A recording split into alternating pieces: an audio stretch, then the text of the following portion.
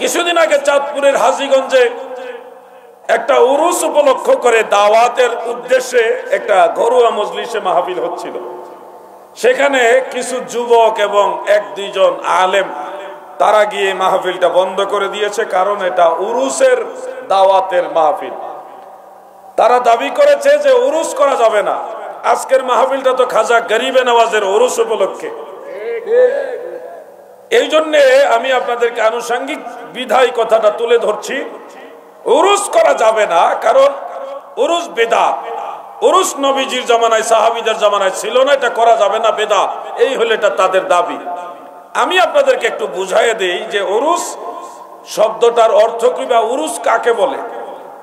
এই উরুস শব্দটা আসছে হাদিস থেকে, তিরমিজি শরীফের হাদিস।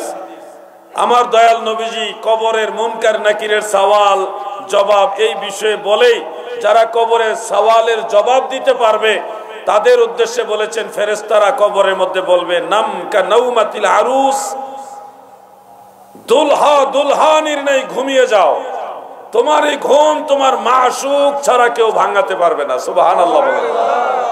এই হাদিস থেকে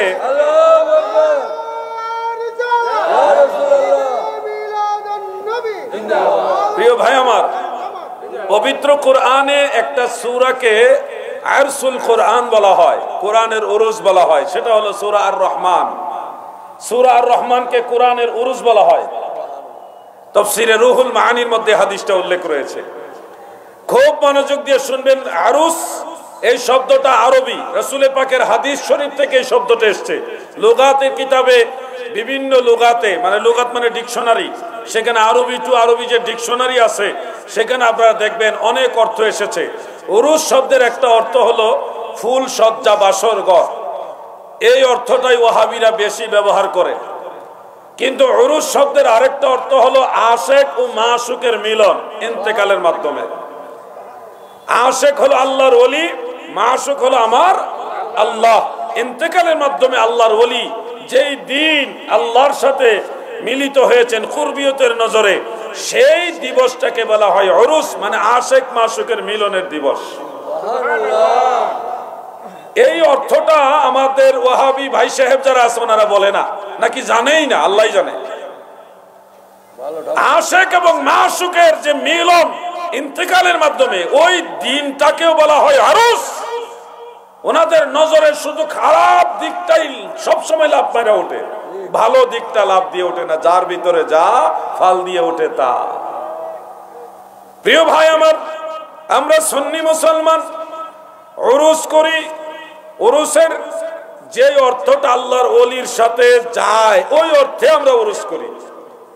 যে অর্থে আপনারা মনে করতেছেন ওই অর্থ আপনাদের মনের ভিতরে এই ধরনের কালিমা আছে বিদায় ওরকম মনে করেন, কিন্তু আমাদের দৃষ্টিভঙ্গিটা হলো আল্লাহর ওলি আল্লাহর সাথে কুরবিয়তের নজরে এই দিন ইন্তেকাল করে মিলিত হয়েছেন, এই জন্য এটা আশেক মাশুকের মিলনের দিবস। এই অর্থে আমরা আরুস বা উরুস করে থাকি। এখন ভাই আমার, আপনি যদি বলেন উরুস নামে কোন অনুষ্ঠান তো আগে রাসূল পাক সাহাবায়ে কেরাম তাবিঈগণ করে নাই, তা আপনাকেও যদি আমি একই প্রশ্ন করি, তাফসীরুল কোরআন মাহফিল, সিরাতুন নবী মাহফিল, বিশ্ব ইজতেমা, 3 দিনের ইসালে সওয়াব মাহফিল, এই ধরনের অনুষ্ঠান প্রিয় নবীজির জামানায়, সাহাবীদের জামানায়, তাবিঈদের জামানায় কি ছিল ভাই? তাহলে আপনি যেই অনুষ্ঠানটা করছেন আমরাও সেটা সমর্থন করি। যেই অনুষ্ঠানটা যেই দলিলে যেই উসুলে আপনি জায়েজ বলতেছেন, সেই একই দলিলে একই উসুলে উরুস মাহফিলও জায়েজ। হ্যাঁ, উরুসের নামে কেউ যদি শরীয়ত বিরোধী কোনো কাজ করে সেটা আমরা সমর্থন করব।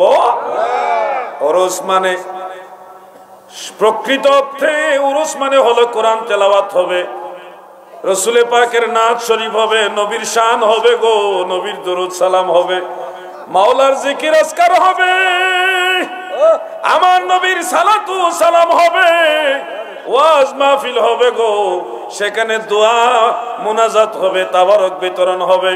এই যে ধর্মের বিশেষ গুরুত্বপূর্ণ একটা আমল মুরাকাবা, মুশাহাদা, তরিকতের যে সবকগুলি রয়েছে, তালিম, তরবিয়ত, এই সবগুলি সম্মিলিত যে একটা অনুষ্ঠান করা হয় আল্লাহর ওলির উসিলার এই অনুষ্ঠানগুলি যে ইসালে সওয়াবের নিয়তে হয়, এই অনুষ্ঠানগুলি ওই দলিলেই জায়েজ যেই দলিলে আপনার সিরাত মাহফিল জায়েজ।